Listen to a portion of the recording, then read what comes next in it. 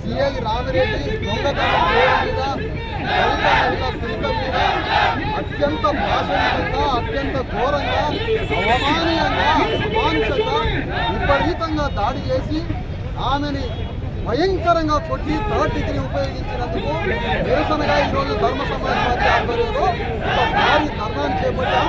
ఈ ధర్నా ద్వారా ప్రభుత్వాన్ని 4 డిమాండ్లు అడుగుతున్నాం. నంబర్ 1 డిమాండ్, భారత రాజ్యాంగ పరంగా ఈ రోజు దళితులకున్న ఏకైక రక్షణ కోసం ఎస్సీ ఎస్టీ అట్రాసిటీ చట్టం.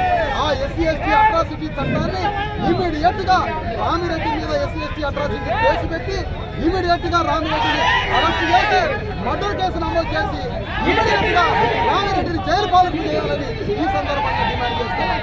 రామిరెడ్డిని సర్వీస్ నుంచి సస్పెన్షన్ కాదు, సర్వీస్ నుంచి రిమూవ్ ఫ్రమ్ సర్వీస్ నుంచి డిస్మిస్ చేయాలి, ఉద్యోగం నుంచి ఆయన తొలగించాలి, ఆయన మీద మర్డర్ కేసు నమోదు చేయాలి, ఎస్సీ ఎస్టీ అట్రాసిటీ కేసు నమోదు చేయాలి. ఇవన్నీ కాకుండా బాధిత మహిళకి 25 లక్షల రూపాయల నగదు ఆమెకు నష్టపరిహారం చెల్లించాలని ధర్మ సమాజ్ పార్టీ ఈరోజు ప్రభుత్వం ముందు ఈ 4 డిమాండ్లను పెట్టి షాహిద్ నగర్ సెంటర్లో ఒక పెద్ద ధర్నాకి కూరుకుందని ఈ సందర్భంగా తెలియజేస్తున్నాను. మా డిమాండ్స్ ని పరిష్కరించకపోతే ఈ ప్రభుత్వం మీద ఈ డిమాండ్స్ పరిష్కారం అయ్యేంత వరకు నిరంతర పోరాటం నిరంతరంగా ఇదే సెంటర్లో కొనసాగిద్దే అని ఈ సందర్భంగా తెలియజేస్తాము.